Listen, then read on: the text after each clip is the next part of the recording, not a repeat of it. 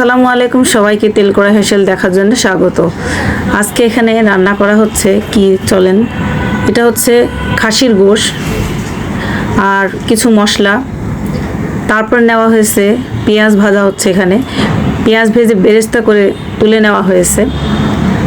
আর এখানে সেই বেরেস্তা দিয়ে এই খাসির গোশটা আর দই আর মশলাগুলো দিয়ে একসঙ্গে ভালো করে মাখিয়ে ম্যারিনেট করা হচ্ছে।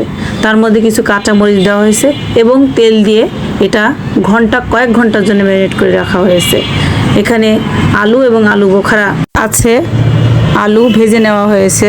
আর এখন পানির মধ্যে বাসমতি চাল দিয়ে এটা হাফ সিদ্ধ করে নেওয়া হচ্ছে। তারপরে ম্যারিনেট করার পরে এই গোশটাকে এবার এই যে একটা নতুন হাঁড়ি দেখছেন, এটা আমার ছোট ভাইয়ের বউ কিনেছিল, আর সেটাই উদ্বোধন করার জন্যই আমরা এই আয়োজন করেছিলাম। বাপের বাড়িতে যে 2 দিন গিয়েছিলাম সেই 2 দিনের মধ্যে এটাও একটা রেসিপি করেছিলাম। তো করেছিল আমার বোনের মেয়ে, ও করেছিল। তো এইখানে বাসমতি চালগুলোর মধ্যে দিয়ে সুন্দর করে সাজিয়ে এখন আলু এবং আলু বোখরা দিচ্ছে, দিয়ে সাজিয়ে তার উপরে আবার পেঁয়াজ বেরেস্তা দিবে। তারপরে এখন দিচ্ছে, এইটা হচ্ছে দুধ দিয়ে জাফরান মিশিয়ে রাখা হয়েছিল, সেটা ছড়িয়ে দিচ্ছে।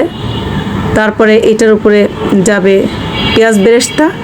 তো পেঁয়াজ বেরেস্তা দেওয়ার পরে তারপরে আবার বাসমতি চাল দিয়ে এটাকে আর একটু স্টেপ বাই স্টেপ সব ঢেকে দেওয়া হচ্ছে। তারপরে এইটাকে আবার দুধ দিয়ে যে জাফরান করা হয়েছে সেটা আবার ছড়িয়ে দিয়ে এরপরে আবার দিতে হবে পেঁয়াজ বেরেস্তা আর ঘি। তো এই যে ঘি ছড়িয়ে দেওয়া হলো আর পেঁয়াজ বেরেস্তাও দেওয়া হচ্ছে আবার। আর এই সব আয়োজন করেছিল ছোট ভাইয়ের বউ আর বোনের মেয়ে, আর ভাই শুধু ওরা যা যা বলেছে তাই শুধু নিয়ে এসে দিয়েছে। এবার এটার মধ্যে দেওয়া হবে গোলাপ জল আর কেওড়া জল ছড়িয়ে দেওয়া হলো, দিয়ে এটাকে একটু জায়গায় জায়গায় চামচ দিয়ে ভালো করে ফাঁকা করে দেওয়া হলো যেন ভাপটা ভালোভাবে উঠে এবং সবগুলো একসঙ্গে সিদ্ধ হয়, ভালো হয়। তো এই যে কেজিখানেক আটা লাগাচ্ছে আমার ছোট ভাইয়ের বউ আর আমার বোনের মেয়ে। আটাগুলো শুকিয়ে গেছে, অনেকক্ষণ ছিল। এখন এই কাঙ্ক্ষিত সেই কাচ্চি বিরিয়ানি, এই যে এখন এটা হয়ে গিয়েছে এবং খুব মজা হয়েছিল, মজা করে আমরা খেয়েছিলাম। তো এটা এখন একটু ভালো করে উল্টে পাল্টে দিচ্ছে, নিলে ভালো হবে।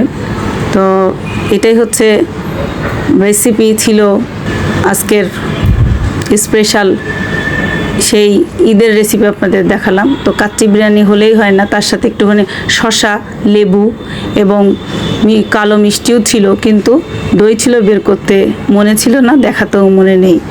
যাই হোক, এই কাচ্চি আরাম করে খাচ্ছি।